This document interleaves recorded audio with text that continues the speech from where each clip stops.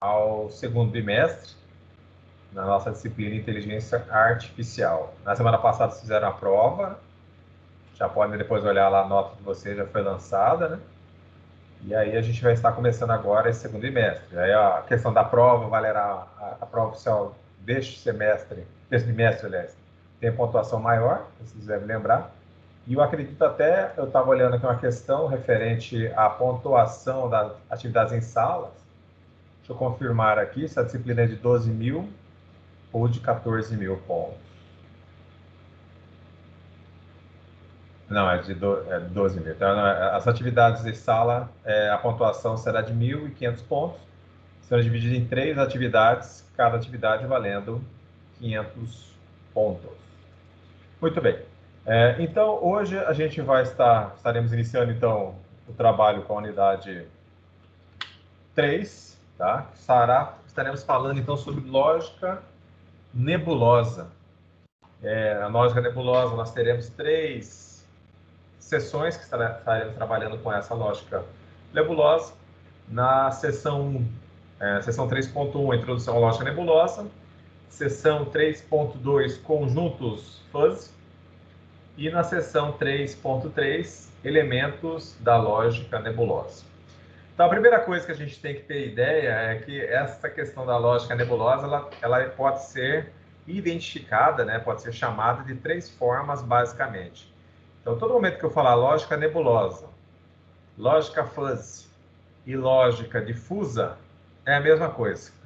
São apenas palavras, mas com a mesma similaridade. São iguais os termos, né? No contexto da inteligência artificial, elas significam a mesma coisa, só que são 3 palavras distintas. Então, se eu falar lógica nebulosa, é a mesma coisa que lógica fuzzy, se eu estiver falando lógica fuzzy, como também lógica difusa, tá? Muito bem. Hein, Amos, o que vem na sua cabeça quando você escuta essa palavra lógica nebulosa?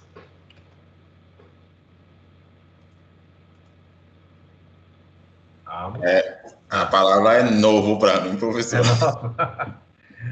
Então tá, jóia.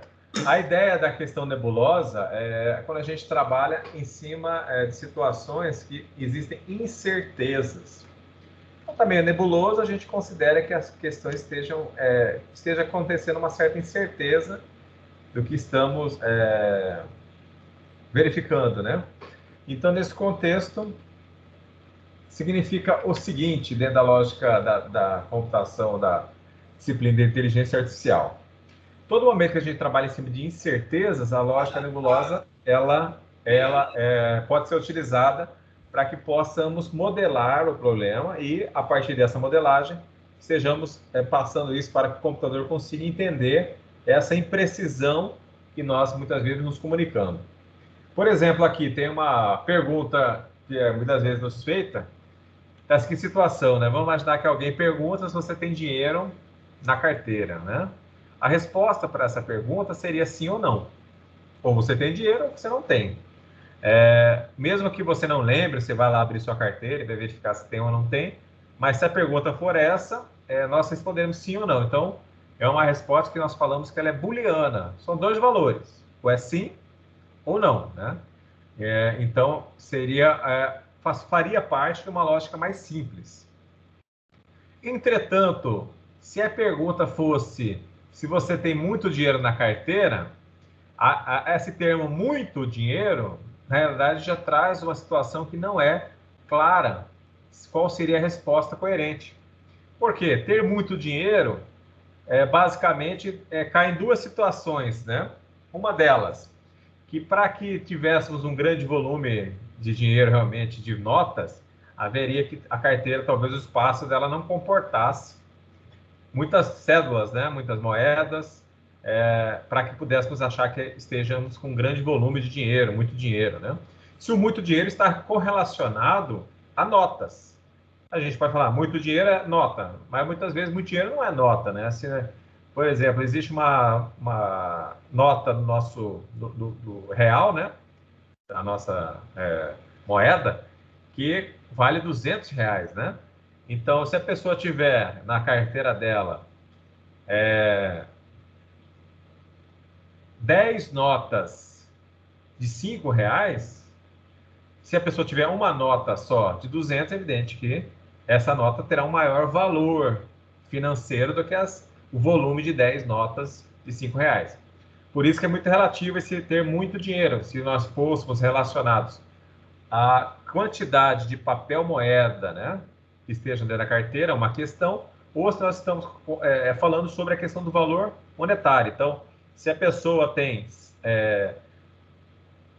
várias notas, ela tem 4 notas de R$ 100 e a outra tiver uma nota de US$ 100, a nota de US$ 100 vai dar mais, né? A cotação de hoje, US$ 100 na moeda brasileira seria equivalente a R$ 550, né? Cada $1 equivale a 5,50, mais ou menos, aproximadamente, né? Então aí, esse termo muito ficaria difícil de estar estabelecido. Outra situação é o conceito de muito para certas pessoas. O que é muito para uma pessoa em reais, né, em dinheiro na carteira, para outro pode ser que esse muito não seja realmente uma grande quantia, né, dependendo aí do conceito que cada um tem em sua mente. Então, se nós estivermos comentando isso com um agente inteligente em que estejamos usando o termo muito dinheiro, né, por exemplo, é evidente que deverá haver um modelo que possa compreender esse muito e traduzir esse muito para que o computador consiga entender, né, mais ou menos aproximado, o que vem a ser essa comunicação imprecisa, porque muito não está o valor X, né, passado o valor correto, fechado para o computador. Lembrando que computador, ele trabalha de forma exata. Então, temos aqui a questão da pergunta verdadeiro ou falso, o computador ele é apto a estar respondendo desta forma. A partir do momento que existe incertezas, temos que modelar para que estejamos aí compreendendo uma faixa de valores na quais possamos conceituar o que é muito dinheiro, né, do que seja pouco dinheiro. Então, basicamente, esse conceito então de verdadeiro ou falso, isso é encontrado nas linguagens de programações convencionais. Então, nós temos as cláusulas condicionais, né, que são aquelas em que o programa toma um caminho ou outro, dependendo se uma condição qualquer é verdadeira ou falsa, né? Então, nesse contexto, quando a gente usa dentro do nosso código, lá, nossa programação, nós usamos as condições para que o nosso programa possa estar ali definindo o que ele fará. Mas muitas vezes essas condições, se nós utilizarmos e não estivermos utilizando um modelo que tem uma melhor abrangência referente às incertezas, principalmente da linguagem natural, né? Isso aqui ficaria inviável porque ele seria muito sucinto em estar interpretando fenômenos, né, da nossa comunicação. Que é fenômeno? Hoje em Cuiabá, em Amos, você não sei se já está morando aqui há bastante tempo, está morando há quanto tempo em Cuiabá, Amos? Há 7 anos e 3 meses. 7 anos. Então você já sabe que hoje amanheceu. Como é que a temperatura amanheceu hoje em Cuiabá? Tava gostoso. Muitos cuiabanos achariam que seria uma frente fria, né? Já estava chegando um frio ali. Eu até pensei também. Eu pensei que ia fazer frio. Porque não é comum isso acontecer na nossa região, né? Amanhecer daquela forma. E aí já trouxe a possibilidade até de acharmos que teríamos que estar tirando do guarda-roupa, né? Algum tipo de casaco, aquele que está bem escondidinho, até talvez seja o primeiro indício que temos que lavar um pouquinho eles, porque como estão muito tempo guardados, né? Talvez chegue o momento de usá-los novamente agora, no mês de maio, principalmente. Mas então, nesse sentido, quando a gente trabalha com algumas situações que envolvam a comunicação, dependendo da região, essa comunicação ela pode ser diferente de outras, né? Por exemplo, hoje é um dia que foi atípico na nossa região, né, em Cuiabá.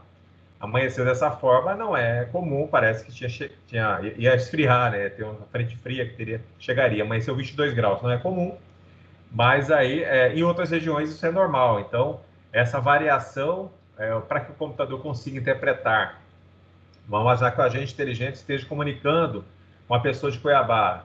Então, ela tem que avisar a temperatura, que 22 graus é uma temperatura que está bem amena, fora do padrão da nossa cidade, né? Em outra região, não, seria normal.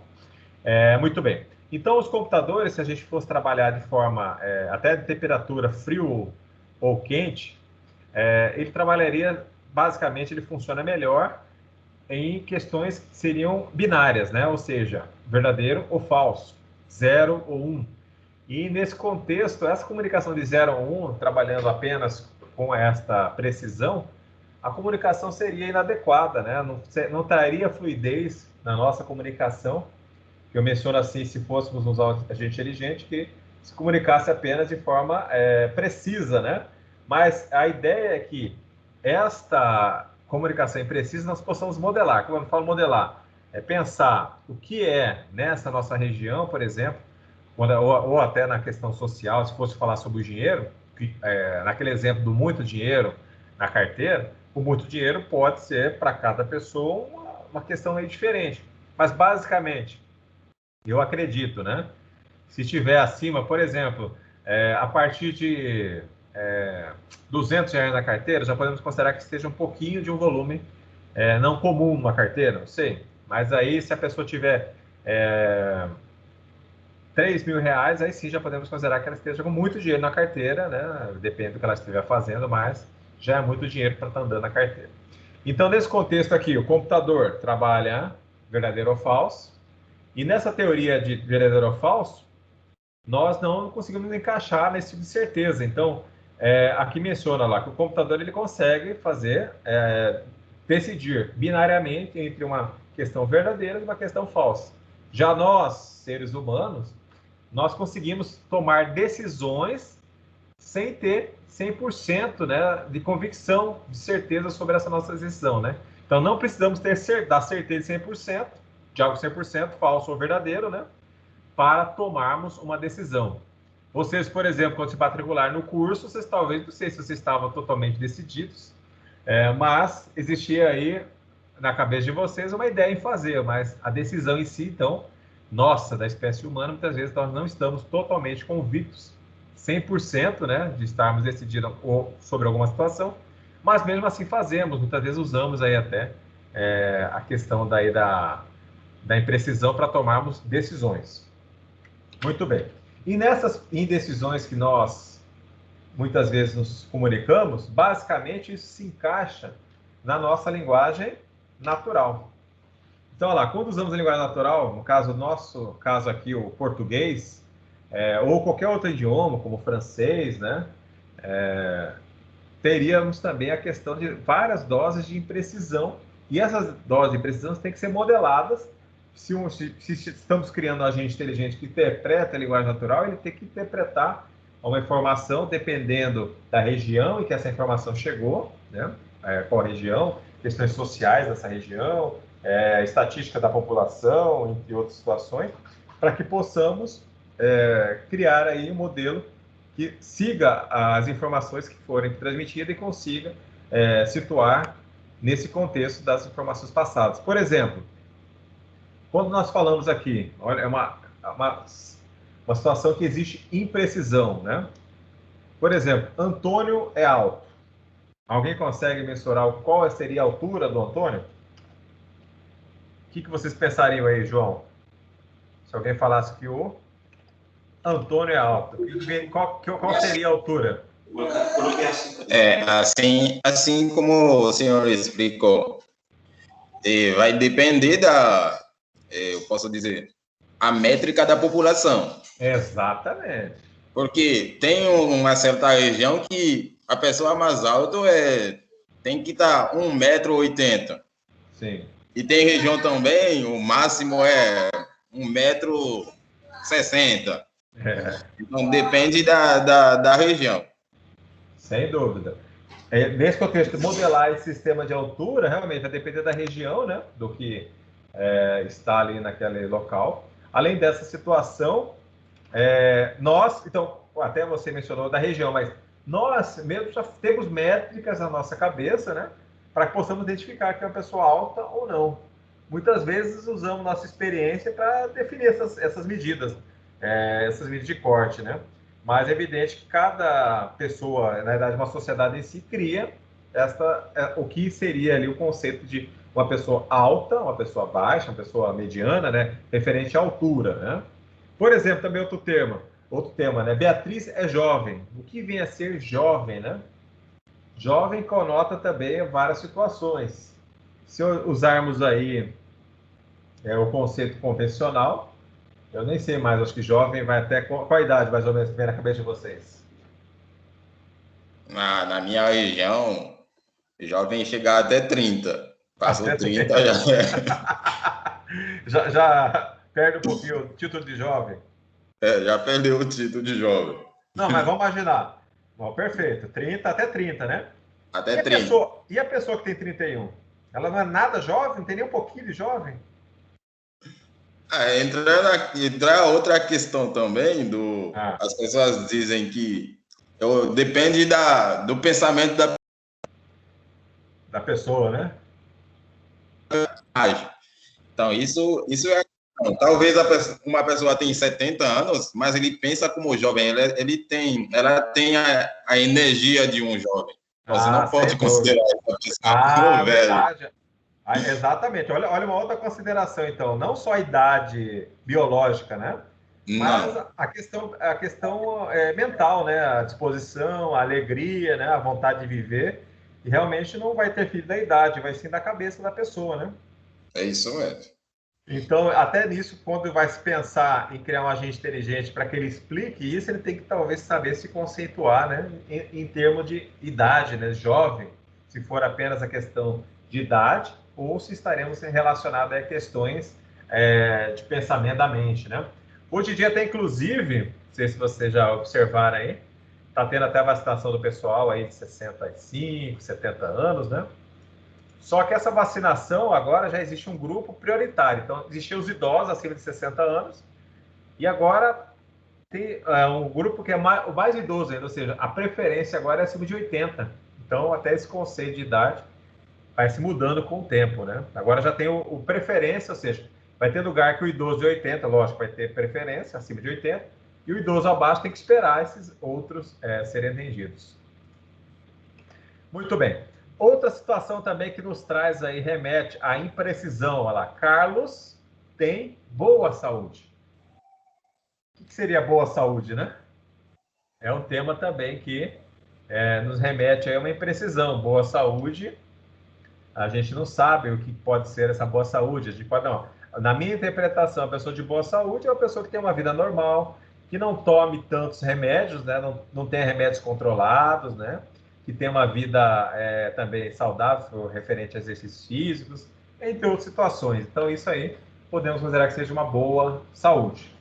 Outra situação também que é um conceito que nós nos comunicamos bastante é referente a esse próximo aqui, ó. O restaurante é próximo da onde a Denise se encontra. O termo próximo, aí depende de cada visão, né? Se nós estamos a pé próximo acho que 100 metros, né? Depois disso já começa a ficar um pouquinho mais longe, né?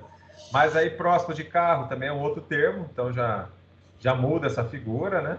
Mas assim, por exemplo, pensando em carros autônomos, né? Quando formos comunicar com ele, é evidente, se eu passar o endereço ali de forma precisa, legal, ele vai chegar lá sem nenhum problema. Mas se nós não soubermos o endereço e tivermos que nos comunicar via linguagem natural, muitas vezes podemos mencionar, não, eu ficarei próximo ao posto de combustível, né?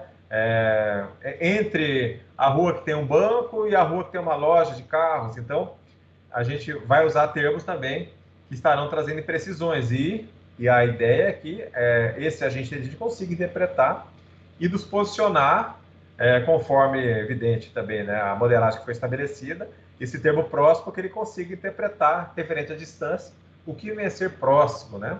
E a partir disso ele consiga trazer resultados mais prontos a essa situação. Muito bem. Estou falando aqui, dando exemplo sobre a questão da altura, né? Então, olha lá, até fiz a pergunta para vocês, né? Nós mencionamos lá a questão da altura. Vamos imaginar que uma pessoa de 1,70 m, nesse conceito aqui, ela é uma pessoa considerada alta ou não, né? Mas a questão de ser alta ou não, desse 1,70 m, estabeleceria o seguinte: vamos imaginar que a partir de 1,70 m a pessoa ela já começará a ser alta.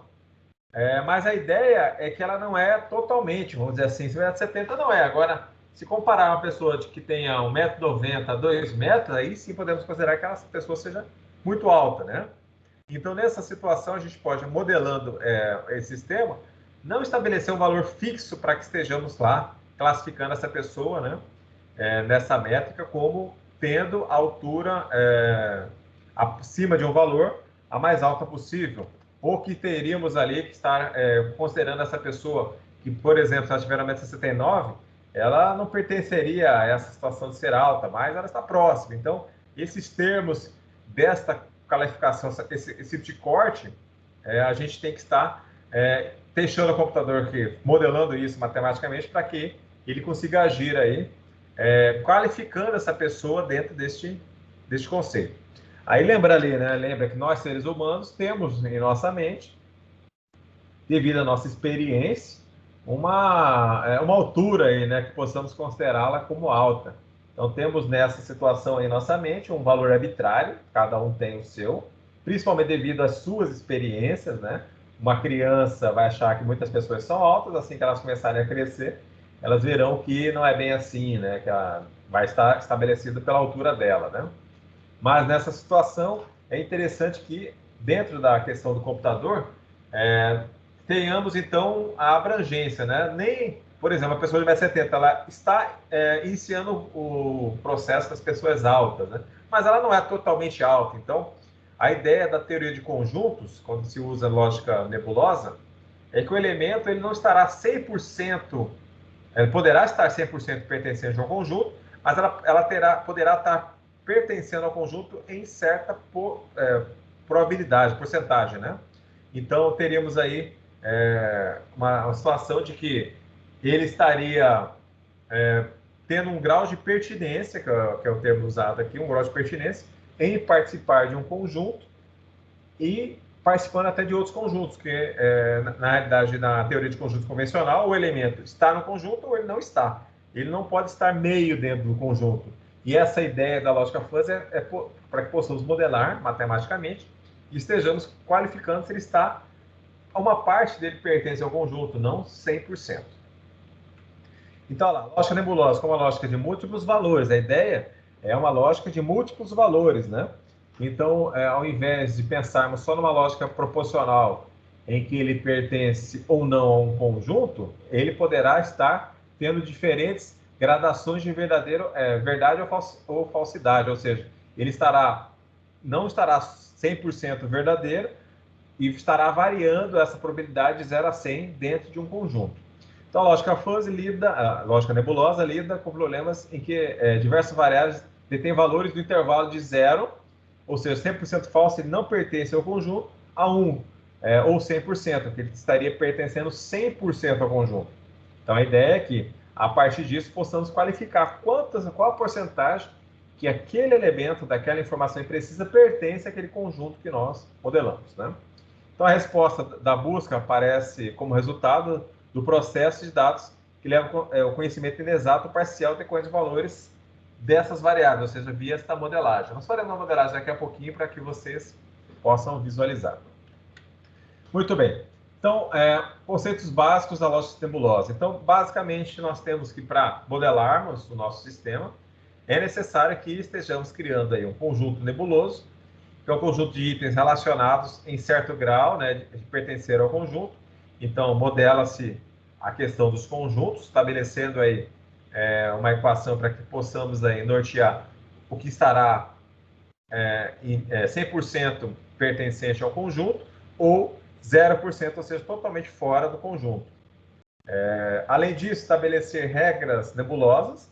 Então, o conhecimento que ganhamos ao aplicarmos a lógica nebulosa para categorizar os elementos de um ou mais conjuntos para ser combinados por regras nebulosas ou difusas, que auxiliam a tomar decisão. Lembram lá do sistema especialista que nós fizemos, usando o Expert Synta?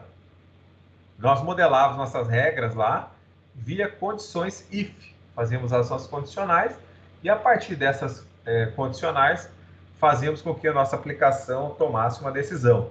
Aqui seria mais ou menos similar, mas primeiro estaríamos observando qual seria o grau de pertinência do elemento dentro dos conjuntos nebulosos, né, para que tenhamos conjuntos ali que estarão sendo interpretados. A partir desse conjunto, os resultados que foram obtidos, aí sim, concatená-los em regras, usando as condicionais, o if, para que o sistema fuzzy possa aí tomar decisões acerca daquele assunto.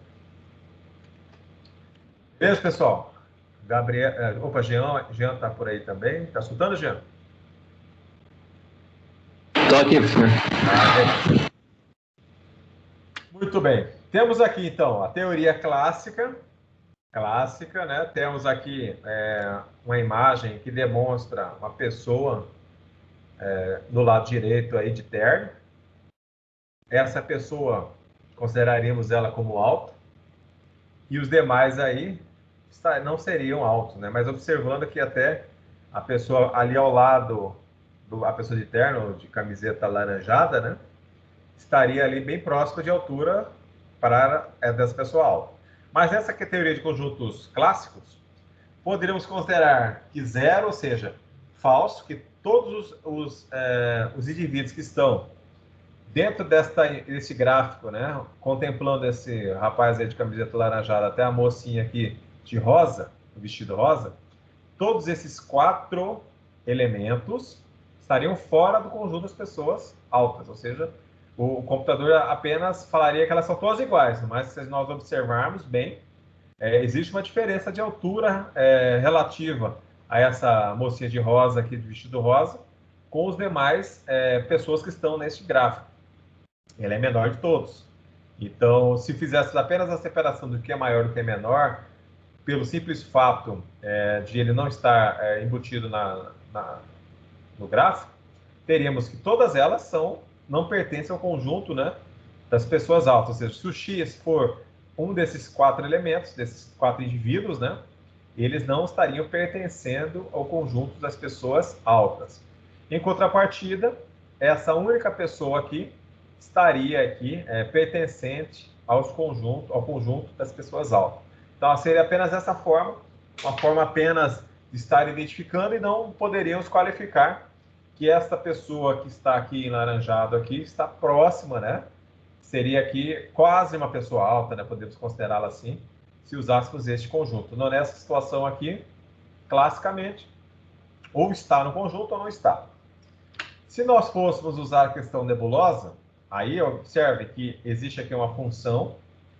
Por essa função aqui, nós poderíamos descobrir aqui qual o grau de pertinência entre essas pessoas.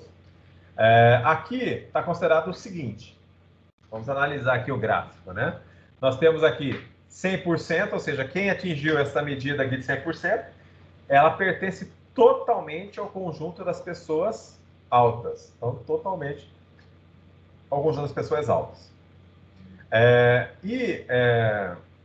Quem está entre 1,50 m, olha só, 1,50 m, quem for abaixo de 1,50 m, não teria nenhuma possibilidade de estar aí, não tem nenhum grau de pertinência das pessoas altas, ou seja, ela não poderia ser considerada pessoa alta, em nenhum mecanismo.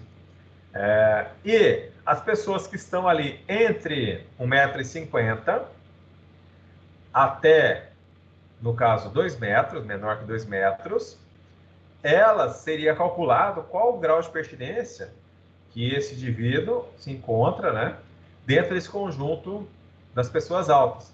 Estaremos calculando uma porcentagem do quanto esse elemento pertence ao conjunto das pessoas altas. Amos e Jean, sabe a altura de vocês? 1,87. 1,87. Então, em 1,87, como é que você se qualificaria aí nessa função?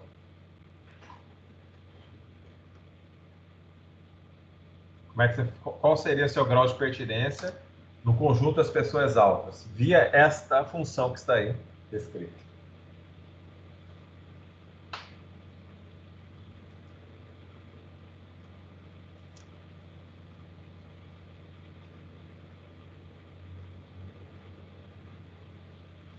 Ambos também já podem falar o dele também, calcular. Qual seria a função que vocês calculariam? Da inequação que está aí, né? Nós temos uma inequação e uma pequena equaçãozinha à esquerda. Qual seria a probabilidade de que com 1,87 m você pertença ao conjunto? Probabilidade não. Qual o grau de você estar pertencendo ao conjunto aí das pessoas altas? Seria quanto, Jean?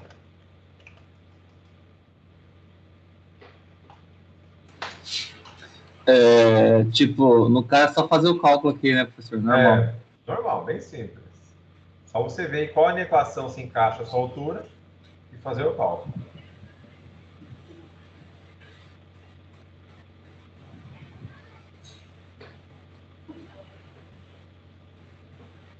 Tá, então no caso, eu me encaixaria na segunda função ali, é isso? Exatamente, muito bem.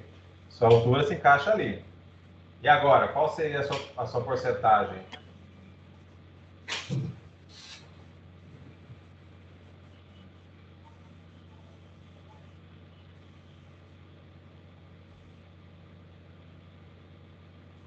Deu quanto o seu cálculo?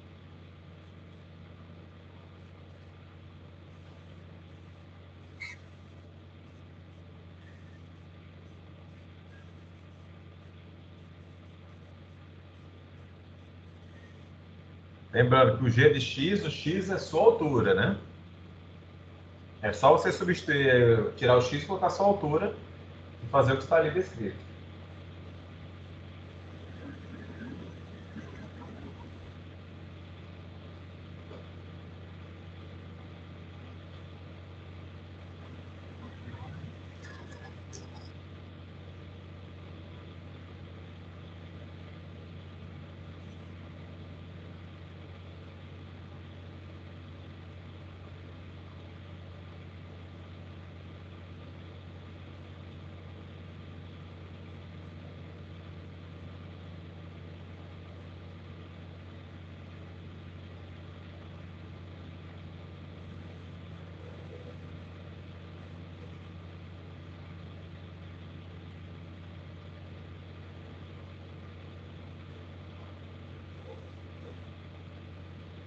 Ah, você pode falar o seu também, se você quiser. Qual que deu a probabilidade, a porcentagem? Meu? Quanto que deu a sua altura aí? Se encaixaria em qual das faixas aí de valores? Na segunda também, eu tô com 1,72. 1,70 aí? 2. 1,72.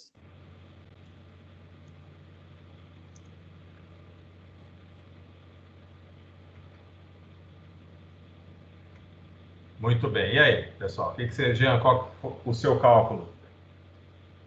Como eu falei, né? É só você substituir o x pela sua altura e fazer ali a divisão. Calma aí, professor, calma aí. Tá difícil. Não, tá difícil não. É que a primeira vez que estão vendo, mas é bem simples.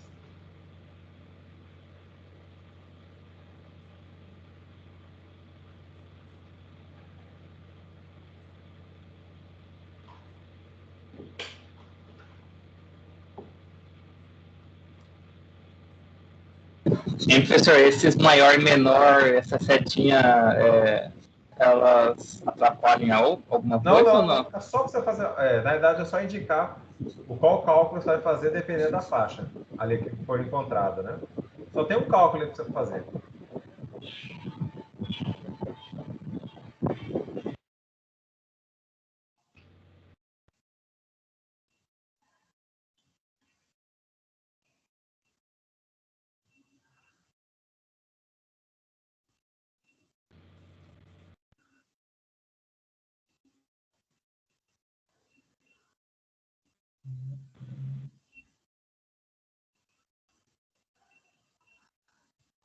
Já estou querendo até ajudá-lo, Jair. Basicamente, então, o que você tem que pensar? A altura de vocês é o x, correto? Então, a função aqui, g de x, sendo que o x é a altura de vocês. Aí vocês vão verificar, a altura de vocês é menor que 1,5 m, 1,50 m? Não é. Não. Aí eu vou olhar o outro aqui. O x de você é maior ou igual a 2 metros? Também não é, né? Vocês não têm 2 metros. Ah, perfeito. Então, o seu x se encaixa aqui, ó. Vocês têm, a altura de vocês está entre 1,50 m e 2 metros. Aí vocês pegam o x de vocês, que é a altura, e dividem por 2. Por exemplo, a altura do Jean é 1,87 dividido por 2. Você vai encontrar aqui quanto? Não é 0,935? Isso, 0,935. Exato. Ou seja, você é 93,5% a sua altura pertence à altura das pessoas altas. Do Amos aí, o Amos ele tem 1,72. 1,72 dividido por 2 vai dar 86. 0,86. Isso. Então o Amos ele tem 86% nesta modelagem de estar pertencente aí ao conjunto das pessoas altas. Então, por exemplo, o computador, ele tendo essa modelagem aí, ele pode... eu poderia estar fazendo apenas um maior e menor? Sim, mas aí, se a gente fizesse um maior e menor, o 1,87 m é maior que o 1,72 m. Perfeito.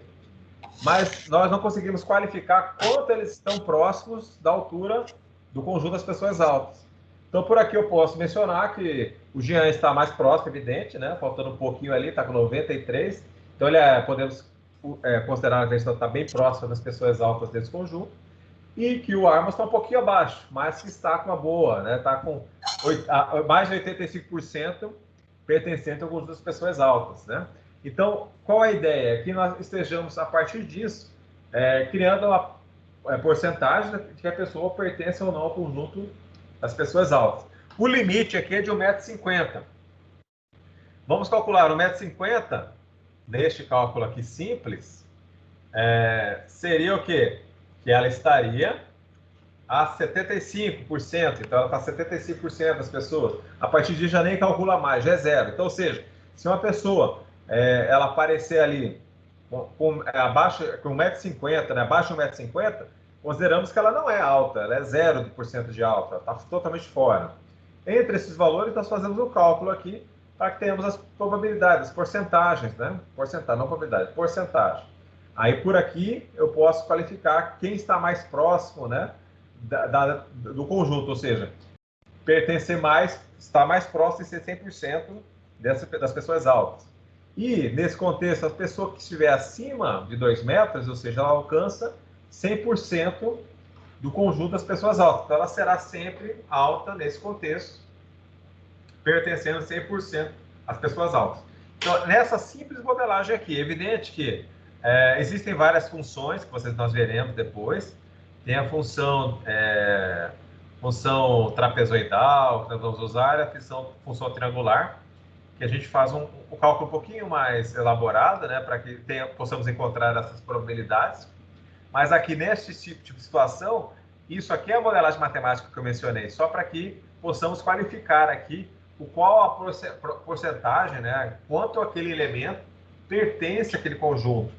Nessa modelagem aqui, é evidente que os valores ficarão próximos, né, porque como é 0,50 é o mínimo, mas poderíamos, ao invés de dividir por 2, usássemos uma outra coeficiente de divisão aqui, para que ficasse mais espalhado aqui os valores, ou seja, valores mais baixos de porcentagem, talvez ficasse melhor. Mas nesse contexto aqui, já podemos fazer a equação aqui e saberíamos quanto de porcentagem cada elemento está embutido nesse conjunto, está incluído no conjunto das pessoas altas.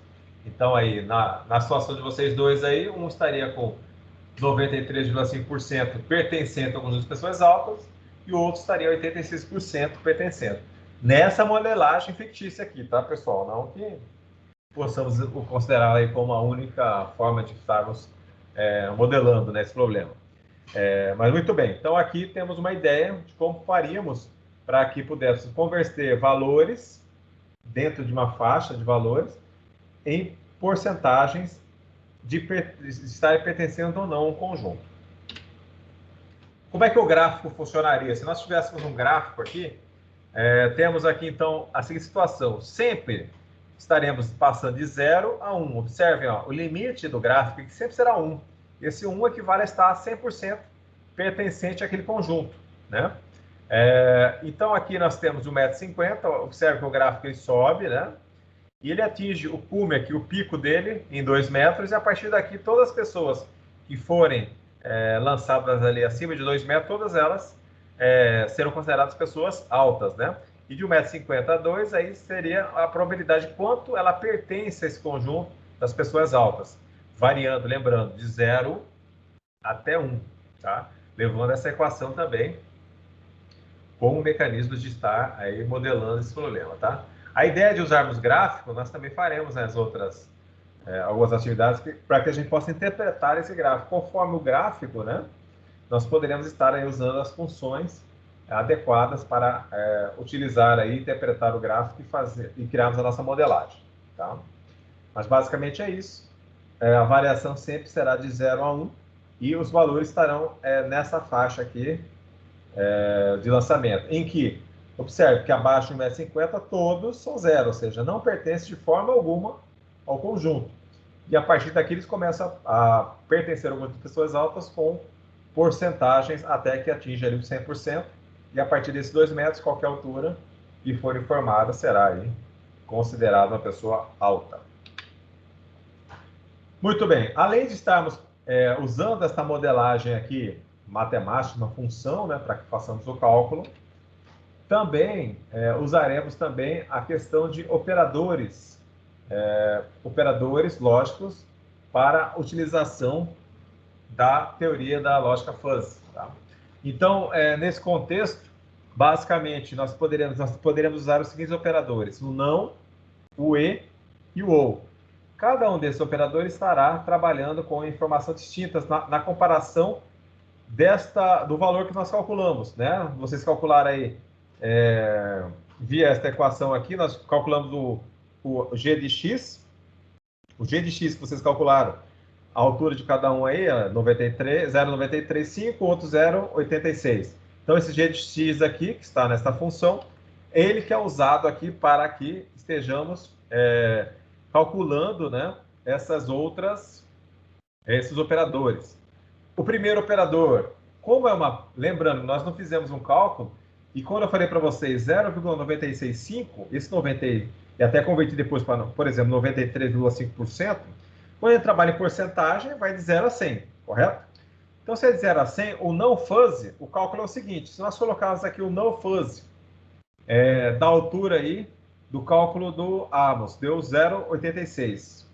Então, 0,86, o não fuzzy dele seria 1 menos 0,86. Qual seria o valor do no fuzzy nessa situação?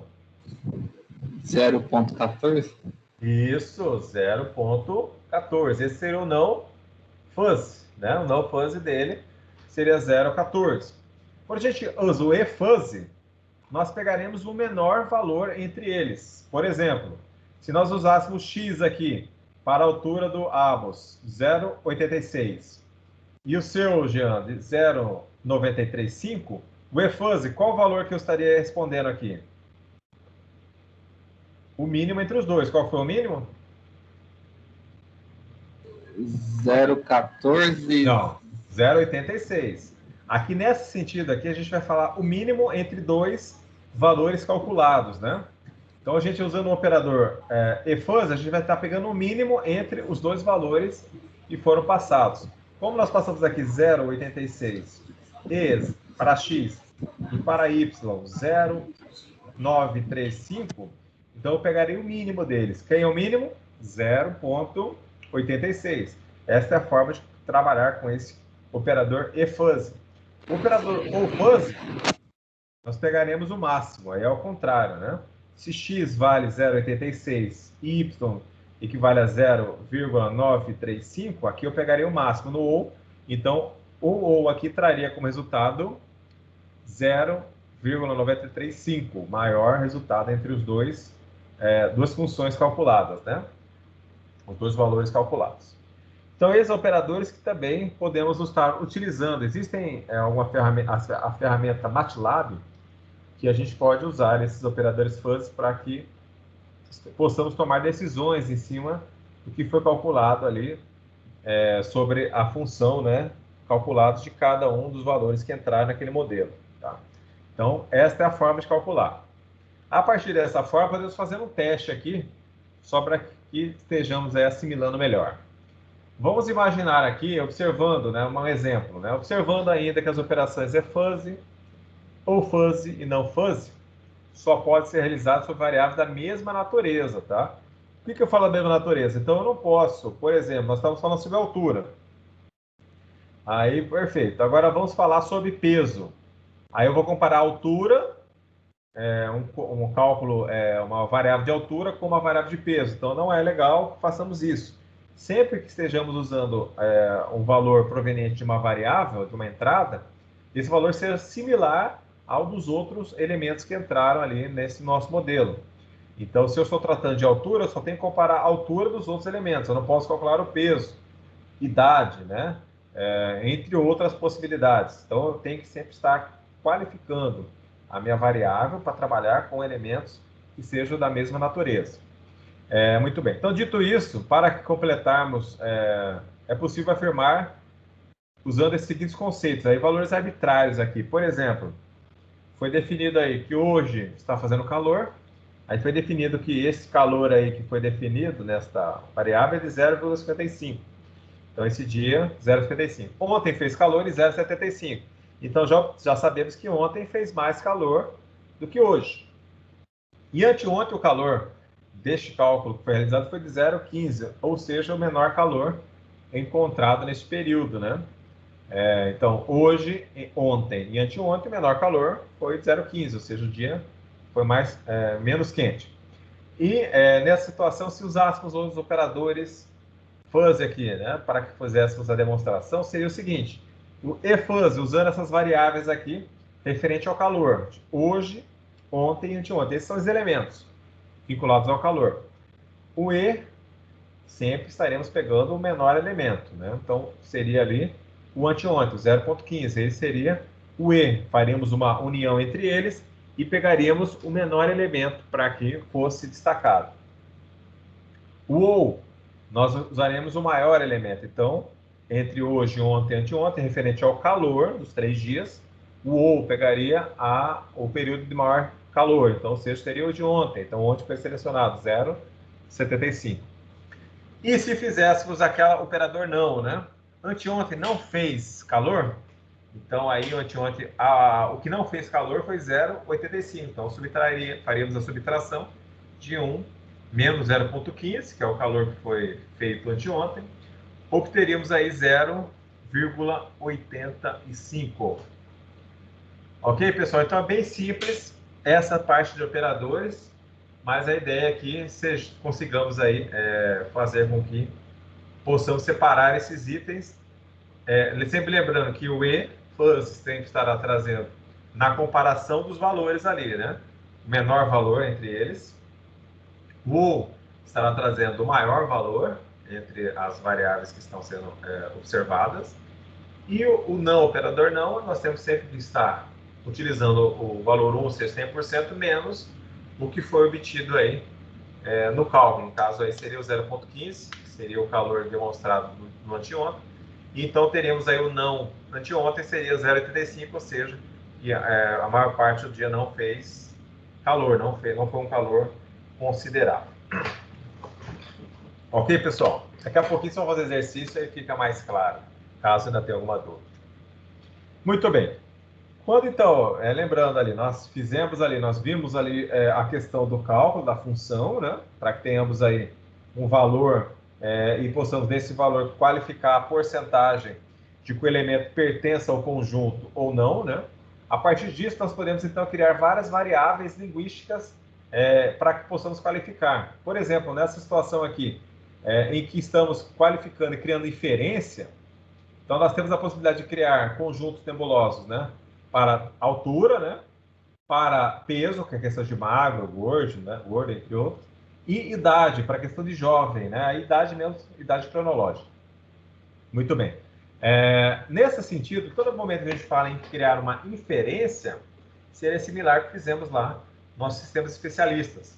Nós fizemos inferência, criando regras para que pudéssemos ali decidir qual seria descobrindo ali, no caso, nós fizemos um exemplo de filmes, né, de doenças, até para poder ali dar uma previsão, né, sobre o que pode estar acontecendo, ou uma possibilidade de escolha sobre filmes ou cardápio, né, de alimentação, restaurantes.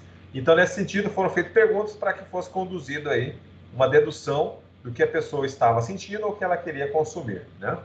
Então, aqui, toda vez que a gente fala inferência, é isso, criar regras, e essas regras são geralmente formatadas em C. Então, se X é verdadeiro, então Y é verdadeiro, e vai ser realizado ali essa atribuição.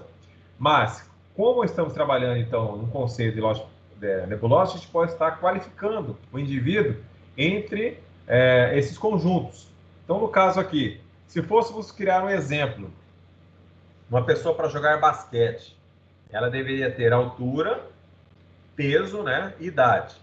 Então, a ideia é que estaríamos procurando ali, dentro desse certame, se fôssemos aplicar numa peneira para escolher as pessoas que fariam parte do time de basquete, seria aí as pessoas que forem consideradas dentro do conjunto das pessoas altas com maior porcentagem de pertencer a esse conjunto, também as pessoas magras, né?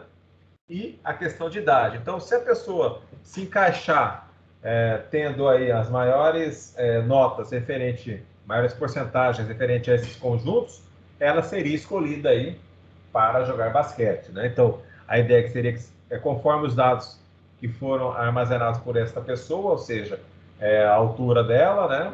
A questão do peso e da idade, após o cálculo, qualificando aí quais as pessoas que se encaixam com maior percentagem de pertencer aos conjuntos de alto, magro e jovem, estariam aptos a jogar basquete. Então, isso seria uma inferência. Mas para que façamos a inferência, eu tenho que fusificar, né? A entrada, ela entra uma informação imprecisa, né? Aliás, entra uma informação precisa, que é uma altura X, um peso também, a idade. A partir disso, a gente fusifica isso, introduz ele dentro dos conjuntos nebulosos, para que possamos qualificá-lo aí em qual dos conjuntos ela se encaixa maior porcentagem. Então, se ela for alta, magra e jovem, ela estaria ali encaixada para esse esporte, que seria o basquete. Então, nesse caso, podemos assumir que todas as variáveis têm o mesmo peso, porque fizemos já os cálculos entre elas, então cada uma foi qualificada entre o seu modelo. A partir do momento que eu estou usando ela dentro dessa inferência, porque eu já tenho ali os valores, né, os mais altos referentes a essa escolha dos conjuntos, né, para que possamos qualificar. A ideia é que podemos até multiplicar os valores a fim de obter um valor para um quadro completo. Então, vamos imaginar que nós estejamos chegando a 0,93, entre altura, em peso 0,95, em jovem 0,97. Faríamos a multiplicação entre esses três valores encontrados, e esse valor a gente usaria como referência para que comparemos com os demais indivíduos. Lembrando que se fôssemos aí fazer uma peneira, se fosse lá na escola, né, fazendo a separação das pessoas que fariam, quais esportes elas fariam, podemos usar essas referências para que pudéssemos aí escolher aí as pessoas por cada modalidade esportiva. Ok, pessoal? Entenderam essa parte, mais ou menos? Como é que tá? Muita informação? Pouca informação? Deu para entender um pouco. É basicamente multiplicar as três naturezas, no caso. Sim, para que pudéssemos aí, nesse sentido, com essa multiplicação, né, obter aí um coeficiente que seria ranqueado, né, entre as pessoas, entre os indivíduos que estão nesse certame, para que os primeiros colocados fossem escolhidos, por exemplo, para o time de basquete, né? Tipo, como são três naturezas, para comparar com o outro, tem que ser das mesmas três naturezas? Exatamente. Aí todas as pessoas que passariam por esse certame, né, seriam usadas essas três naturezas de diferenças, né? Teria que ser qualificada, né? Somente nessas três. E aí, nesse contexto aqui, por exemplo, é evidente que é um exemplo, né? Poderíamos usar outras mais, né? Até referente ao sexo mesmo, para que se vai ser equipe masculina ou feminina, a idade também para classificar se vai estar nos times sub-20, sub-17, sub-15, né? Existem várias outras variações, mas basicamente a ideia é que no exemplo aqui teríamos essas três variáveis, e para que pudéssemos ranquear as pessoas com melhor índice, poderíamos multiplicá-las todas e com os valores seriam obtidos, maiores seriam escolhidos, tá? A ideia é apenas que façamos uma separação aí, conforme essas características. Porque eu acho que para responder esses 3 critérios vai depender de outros critérios, porque a máquina tem que entender que tipo de pessoa que está se considerando um alto, magro. Então, para criar um código desse, ele vai muito mais além. Exatamente. Por quê? Para criar essa questão muito bem, Alves. Essa questão de alto, magro e joga, aí vai depender de nós, do desenvolvedor, modelar o modelo, criar um modelo para que ele consiga interpretar isso. Similar ao que foi feito aqui, ó. Lógico, isso aqui é uma questão bem rudimentar, rudimentar, mas por aqui, por essa pequena modelagem aqui, já foi possível calcular, né, o grau de pertinência, qual é a porcentagem que aquele indivíduo pertence ao conjunto das pessoas altas. Teríamos que criar uma função dessa para a altura, criar outra função para o peso e criar uma outra função desta aqui para a idade. Teríamos que criar 3 funções, né? Modelar essas funções para que pudéssemos aí qualificar essas pessoas dentro dessas variáveis. Então, isso que é importante que vocês têm que ter em mente. Essa modelagem, quem faria? Seriam vocês que estão aí na área de tecnologia da informação, vocês que teriam que pensar, fariam a modelagem, a partir dessa modelagem, o software de vocês estaria criando inferências, criando os índices, calculado os índices aqui das funções, para que fosse utilizado aí para fazer as inferências. Certo? Certo. Muito bem. Essa será a nossa parte, né? A nossa parte seria modelar para que teríamos aí resultados sobre esses cálculos. Muito bem. Aqui voltando ao histórico, né? Acho que vocês já até leram, eu passei para vocês, acho que no primeiro dia de aula, vocês lembram do primeiro dia de aula que eu passei um artigo para vocês lessem, que falava sobre o Loft-Zadeh? Ou não lembro mais?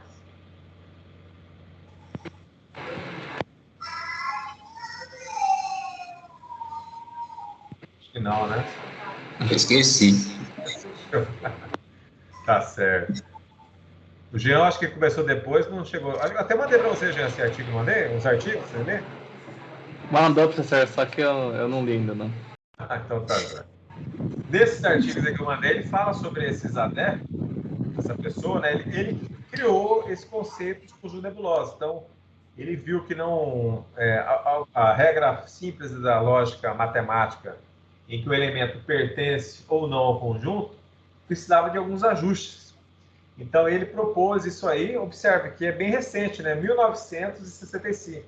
A gente fala recente porque, querendo ou não, muitas questões aí, principalmente da ciência, da criação das tecnologias, ou até mesmo na parte matemática, são bem antigas, né?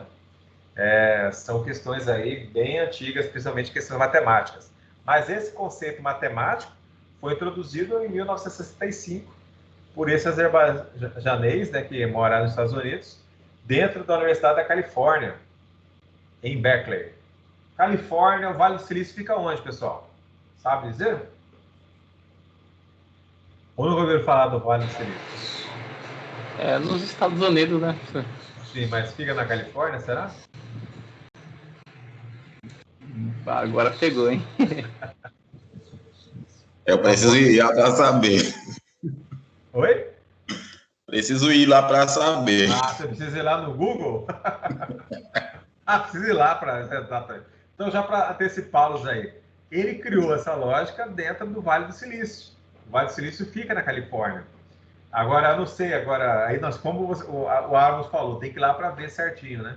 Eu sei que o Vale do Silício fica na Califórnia, não sei se essa universidade é nessa região, né, que a gente fala, o Vale do Silício, onde as nossas tecnologias, principalmente da computação, são criadas, né? Muito bem, ele então criou esse conceito em 1965, mas foi em 87, via uns cientistas japoneses, que criaram aí a primeira aplicação dessa questão fuzzy. Foi utilizada aí basicamente no controle de trens, né? Foi usada a prática, né? A teoria usada aí da lógica fuzzy para que fosse implementada a automação deste controle dos trens. Nesse sentido, a questão do controle mais, usando esse controle fuzzy, é trazer aí algumas características principalmente vinculadas a maior conforto no transporte das pessoas. Por que a gente fala conforto? Se nós olharmos aqui, basicamente, os itens que usam lógica fuzzy, eles basicamente tentam trabalhar aí com ações menos agressivas, vamos dizer assim, de movimentação, mesmo até se nós pensarmos aí no ar-condicionado. O ar-condicionado hoje em dia, o termo que mais fala-se sobre eles é o ar-condicionado inverter, né? Já ouviu falar do ar-condicionado inverter, né? Sim. Sim, né? Então, o inverter, ele usa a tecnologia fuzzy, ele usa esse conceito fuzzy. A ideia dele é que ele não desliga totalmente, o compressor dele não fica desligado 100%, e nem é ligado 100%. Ele varia, conforme a climatização ocorre no ambiente que ele está trabalhando, ele diminui a potência do uso deste compressor ou aumenta. É diferente dos ar-condicionados que não usam esse recurso. Principalmente esses ar-condicionados mais antigos, quando eles param, o compressor para de funcionar, faz até um barulho característico. Você sabe quando o compressor está desligado, né? Ele faz o barulho que está ali desligado. E a partir do momento que ele liga novamente, você também escuta que até muitas vezes a energia dá uma oscilada quando o compressor entra. Por quê? Ele funciona, ou ele está funcionando o compressor, 100% funcionando, ou ele está desligado, que é 0% em funcionamento. Já quando a gente pensa num sistema fuzzy de leitura, ele vai trabalhar ali, não vai ocupar 100% do condicionador, até por isso talvez demore um pouquinho mais para climatizar, mas a partir do momento que ele está observando se está sendo climatizado no ambiente, ele vai diminuindo a sua potência, não irá desligar, né? Mas manterá ali o compressor ligado numa frequência menor, com menos trabalho, ou seja, isso gera economia de energia. Então, todo momento que se usa então controles de lógica fuzzy, a ideia é que ele trabalhe em graus de porcentagem, não seja 100% de funcionamento, nem como 100% desligado. Então, basicamente, as áreas que utilizam sistema de controle, né, controle automático de temperatura, de aparelhos ar-condicionados, como eu mencionei, panelas elétricas inteligentes, ou seja, que não vão estar esquentando ou esfriando de forma mais exagerada, máquinas de lavar. Então, a máquina de lavar, ela poderia ali, usando lógica fuzzy, ela vai analisar o peso do que ela está limpando, lavando. A partir desse peso, desse volume de material, ela vai estar dosando a mistura, não em 100%, né, vai dosar ali a mistura tanto do sabão em pó, ou sabão líquido, não sei, né? Para aquele volume de roupas. Então, ele vai estar identificando ali e dosando esses critérios. Como também TVs inteligentes. As TVs inteligentes, na verdade, a ideia desses artifícios aqui, das TVs inteligentes, seria vinculada à questão do controle de luminosidade. Se o ambiente já está interpretado que está com muita luz, ou está com pouca, ela vai estar se adequando para que tenha melhor performance de imagem, não trabalhando 100% da sua capacidade de iluminação, mas estaria trabalhando entre 0 a 100 para encontrar o melhor ponto, a melhor forma de iluminação. Aí existem outros sistemas de controle de informações sociais, identificação de suspeitos, né? Aí já abre um leque de possibilidades. Questões de marketing também pode ser utilizado. Então, existem diversas aplicações dessa teoria da lógica fuzzy, principalmente para que tragam resultados aí que não usem 100% dos recursos do equipamento, do hardware, né? E trabalhem ali de 0 a 100. Elevadores também que trabalham com lógica fuzzy, o solavanco dele de funcionamento seria menor, porque ele, ao invés de funcionar 100% de uma hora a outra, ele vai gradativamente aumentando a sua velocidade ou diminuindo para que não tenha solavancos. Quem já ouviu falar sobre os carros, existem os carros que são CVT, câmbio CVT. Esse câmbio CVT ele não tem marchas, ele é uma engrenagem que ele se encaixa ali, então ele tem N marchas, né? Ele vai se ajustando para que traga melhor conforto ali para o indivíduo que está conduzindo o veículo. Mas ele não existe, ele simula a marcha, mas ele não tem marchas, né? Como, o meu carro tem 6 marchas. O CVT, o câmbio automático, não tem 6 marchas, tem mais que isso. Ele pode simular as marchas, mas as engrenagens dele existem diversas configurações mínimas para cada ação que a pessoa está realizando, para que traga o maior conforto possível. Então, podemos considerar que é uma ideia aí da utilização da teoria da fuzz, ou seja, não nem 100%, nem zero, e sim ficar na faixa de valores ali conforme a necessidade. Tá, pessoal? Então, é isso. A lógica nebulosa tem sido cada vez mais aplicada em sistemas de computação e que as decisões devem ser tomadas com base em informações com diferentes gradações de veracidade, né? Quando falo, ou seja, nem 100% errado, também nem como 100% certo. Então, entre esses valores, ele funciona de forma bem adequada para a modelagem. Eu acredito principalmente quando se usa aí questões do uso da linguagem natural. Muito bem, então vamos sair para o intervalo. Enquanto eu saio para o intervalo, vocês poderão fazer estes cálculos aqui, ó. Fazer esse exercício, calcular o grau de pertinência para as alturas referentes ao conjunto nebuloso usando a função. Então, nós temos uma função aqui, vocês vão calcular o grau de pertinência para cada uma dessas alturas, né, de A a F. Depois, vocês vão, dessas 6 alturas calculadas, vocês usarão o operador efuzz. Das 6 alturas também informadas, vocês vão usar ali o OFuzz. E a altura 1,95 não é uma pessoa alta. Vamos usar o não fuzz aí para saber quanto ela não é alta usando esse não fuzz. Essa é a primeira atividade. Dê um print na tela aí, por favor. Deram print? Já colaram no bloco de notas? Colaram no Paint ou no Word? Peraí, professor. Só um pouquinho. Tá.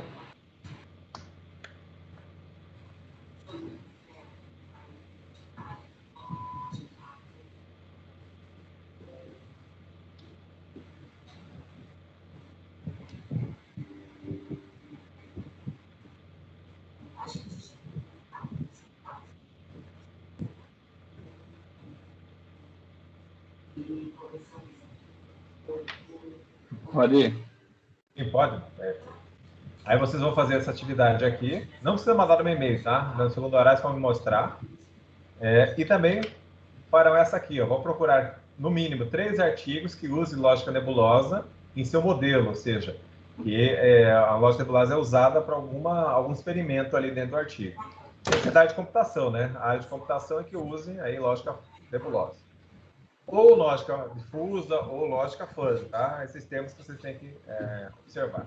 Aí vocês vão apresentar o resumo aí, vão falar sobre os 3 artigos, e depois vocês vão enviar o PDF por e-mail, mas depois de vocês terem comentado sobre os 3 arquivos aí, as utilizações que foram vistas para a lógica fuzz. Qualquer artigo, professor, que eu encontrar? Qualquer artigo, mas tenha lógica fuzz que seja da área de computação, principalmente. Então, beleza. Tá bom? Então tá, João, vou parar a gravação aqui, você faz no intervalo, aí daqui a meia hora eu retorno, tá bom, pessoal? Professor? Oi. As avaliações o senhor já corrigiu? Já, dê uma olhada lá no AVA para ver se vocês veem a nota de vocês. Ah, beleza, então. Tá bom? Então tá, já, daqui a pouco eu retorno, que é meia hora. Falou.